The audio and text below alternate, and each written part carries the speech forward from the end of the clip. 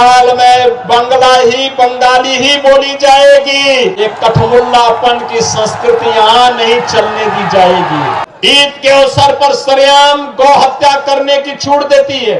अस्सलाम वालेकुम रहमतुल्लाहि वबरकातुहू। नाज़रीन, बंगाल में अब कठमुल्लापन नहीं चलेगा। योगी आदित्यनाथ का मखसूस तबके की शनाख्त पर बराह रास्त वार या इंतखाबी फ़ायदे के लिए मजहबी तहजीब को निशाना बनाना आइनी तौर पर दुरुस्त है। इस्लाम दुनिया छोड़ने का नहीं बल्कि दुनिया को दीन के मुताबिक संवारने का नाम है। मौलाना महमूद मदनी। नाज़रीन, इस वीडियो में हम अहम खबरों से आप लोगों को आगाह करेंगे। आप सभी देखने वालों से गुजारिश है वीडियो को मुकम्मल देखें। Friends, do you also want to get a big opportunity at a low price? We bring to you a lucky draw Umrah package. Get a complete hijab set for just 1499 rupees. नाजरीन, आज की पहली बड़ी खबर है। मगरबी बंगाल में इंतखाबी दर्जा हरारत उस वक्त मजीद बढ़ गया जब उत्तर प्रदेश के वज़ीर आला योगी आदित्यनाथ ने एक जलसयाम से खिताब किया और इस खिताब के दौरान उन्होंने चंद ऐसे अल्फाज और इस्तिलाहात का इस्तेमाल किया है जिसने पूरे मुल्क के सियासी और समाजी हलकों में एक नई बहस छेड़ दी है। उनकी ये वीडियो सोशल मीडिया पर वायरल है। दोस्तों, आप जरा इस वीडियो को देखें। बंगाल में बंगाली ही बोली जाएगी। ये कठमुल्लापन की संस्कृति यहाँ नहीं चलने दी जाएगी, किसी भी स्थिति में नहीं चलने दी जाएगी। इनके देशद्रोही मंसूबों को पूरा नहीं होने देंगे। अन्नदाता किसानों के साथ अन्याय नहीं होने देंगे। किसी प्रकार की अराजकता को नहीं चलने देंगे। जैसे डबल इंजन की भाजपा की सरकार ने उत्तर प्रदेश को दंगा मुक्त, कर्फ्यू से मुक्त, किसी प्रकार की अराजकता से मुक्त किया है, ऐसे ही डबल इंजन की सरकार भारतीय जनता पार्टी के नेतृत्व में बनने दीजिए। फिर सस्य श्यामला मातरम, वंदे मातरम की धरती हमारा बंगाल फिर से बनेगा। और इसी बात को लेकर के आज मैं आप सबके बीच में आया हूं। बहनों और भाइयों, ममता दीदी को राम नाम से नफरत है। रामनवमी की शोभा यात्रा नहीं निकलने देती है, नहीं निकलने देती है। दुर्गा पूजा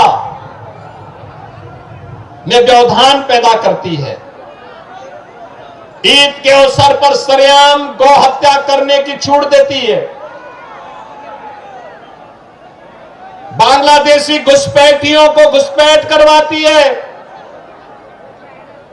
बांग्लादेश के अंदर निर्दोष हिंदुओं की हत्या पर मौन रहती है। लेकिन डबल इंजन की भाजपा की सरकार ये स्वीकार करने को तैयार नहीं है।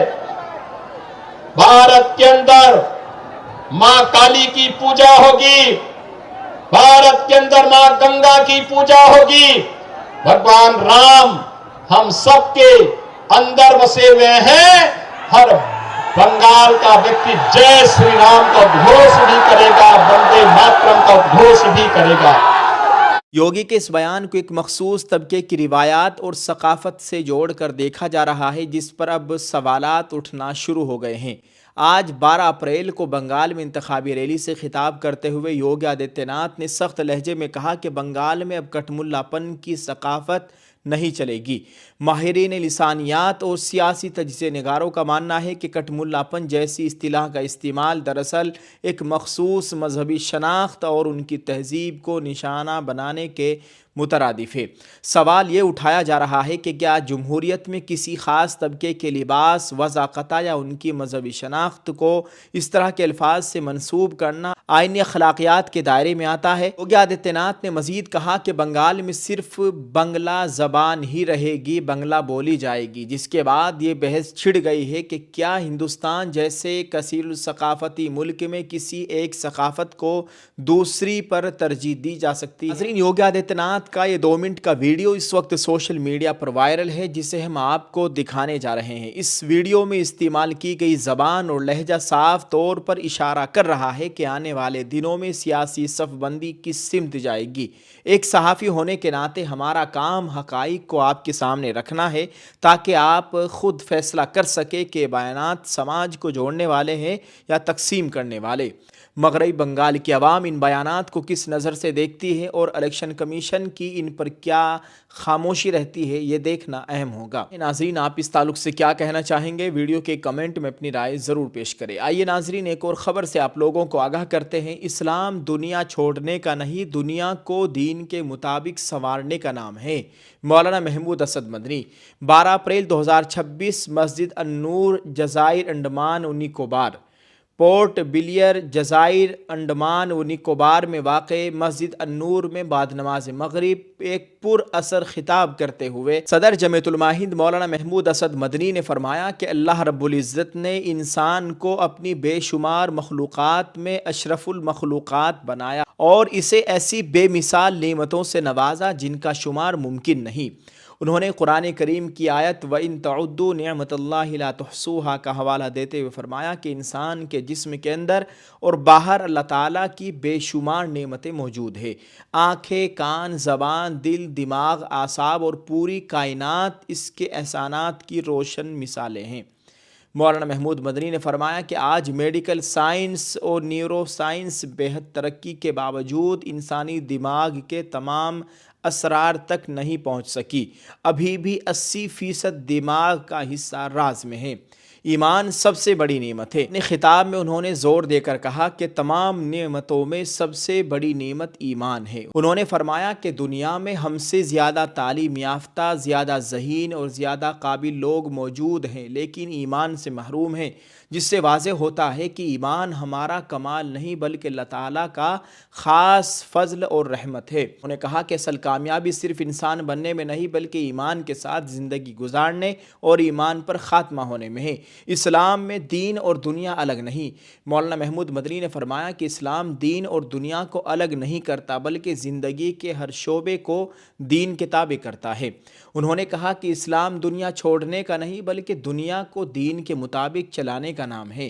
انہوں نے واضح کیا کہ شادی، تجارت، اولاد کی تربیت، خاندان کے ساتھ حسن سلوک اور معاشرتی ذمہ داریاں سب دین کا حصہ ہے۔ انہوں نے تاجروں کو نصیحت کرتے ہوئے فرمایا کہ سچائی، امانت داری اور دیانت داری کے ساتھ کاروبار کرنا بھی عبادت ہے۔ اسی طرح رشتہ داری جوڑنے کو عظیم عبادت قرار دیتے ہوئے فرمایا کہ اس کے نتیجے میں عمر میں برکت اور جنت میں اعلیٰ مقام نصیب ہوتا ہے، جبکہ قطع رحمی دنیا و آخرت دونوں میں خسارے کا سبب بنتی ہے۔ اولاد کی تربیت وقت کا سب سے اہم تقاضا۔ مولانا محمود مدنی نے اولاد کو ایمان کے بعد انسان کا سب سے قیمتی سرمایہ قرار دیتے ہوئے فرمایا کہ آج کے دور میں نسلوں کے درمیان فاصلہ ایک بڑا مسئلہ بن چکا ہے۔ انہوں نے والدین کو تلقین کی کہ بچوں کی تربیت میں 3 امور کو بنیادی حقیقت دی جائے: حلال اور مشتبہ رزق سے اجتناب، دینی و اخلاقی تعلیم، محبت، قربت اور دوستانہ تعلق۔ انہوں نے کہا کہ بچوں پر صرف حکم چلانے کے بجائے ان کا دوست بننا وقت کی اہم ضرورت ہے۔ انہوں نے فرمایا بیوی، بچے، رشتہ دار، کمزور افراد اور حتیٰ کہ بے زبان جانوروں کے حقوق کی ادائیگی بھی دین کا بنیادی حصہ ہے۔ گھریلو زندگی میں محبت، نرمی، مسکراہٹ اور حسن سلوک کو اسلامی معاشرت کی بنیاد قرار دیتے ہوئے انہوں نے کہا کہ رحمت کا آغاز گھر سے ہوتا ہے۔ اس موقع پر جمعیت علماء کے متعدد معزز ذمہ داران اور مختلف صوبائی و علاقائی یونٹس کے اکابرین بھی موجود تھے۔ ناظرین، آپ اس خبر کے تعلق سے مولانا محمود مدنی کے اس بیان کو آپ کس طرح سے دیکھتے ہیں؟ کمنٹ میں اپنی رائے ضرور پیش کریں۔ Dear friends, do you also want to get a big opportunity at a low price? We bring to you a Lucky Draw Umrah package. Get a complete hijab set for just $14.99.